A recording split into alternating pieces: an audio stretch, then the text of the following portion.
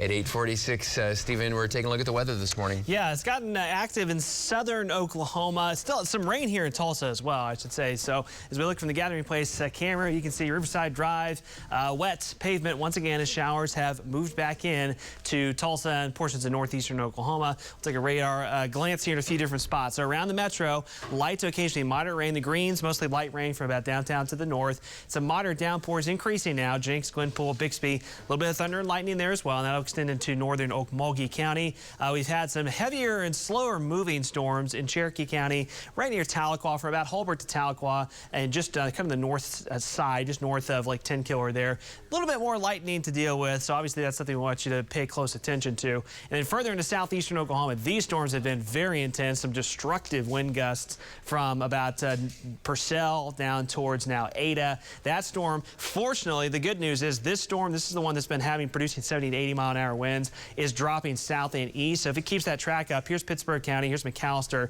If it keeps that track up, it's going to stay just to the south and west of our area. This storm right here, though, moving from southern Hughes County into far southern Pittsburg County, is right on the border of severe limits. Could produce some 50 to 55 mile per hour wind gusts as that moves east-southeast into southern Pittsburg County. So again, the bulk of this storm, here's McAllister. Looks like this is going to stay just south of McAllister, a little south of Highway 270.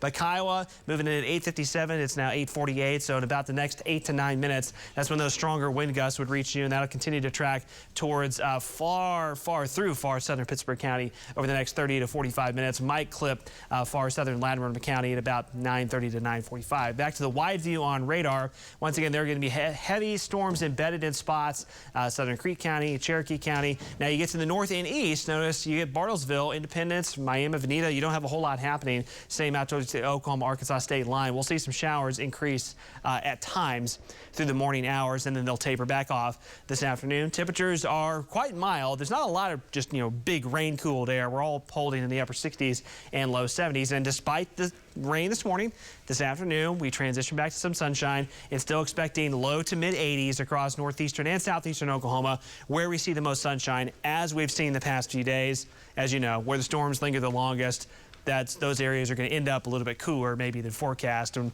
we'll be kind of watching that for the next few hours. So here in the metro, good chance for rain and occasional thunderstorms through the mid to late morning hours. That'll keep us in the 70s, and then by this afternoon we break back into the 80s with more sun breaks, and winds later today won't be all that strong, so you're going to feel the mugginess and the warmth with the sunshine, and then there won't be as much of a breeze later on today as well. Here's that look on future view. You can tell pretty well. Again, the stronger storms just right on the southern fringes of our viewing area, southern Pittsburg, Latimer counties the next few hours. Showers, occasional storms further north. By this afternoon, that's moving away, but we may still have some lingering isolated thunderstorm activity even into the afternoon hours. Wouldn't surprise us to see a few downpours even during the afternoon. Later tonight into tomorrow morning, here we go again. More storms to our west, more storms to our north that'll move into portions of eastern Oklahoma.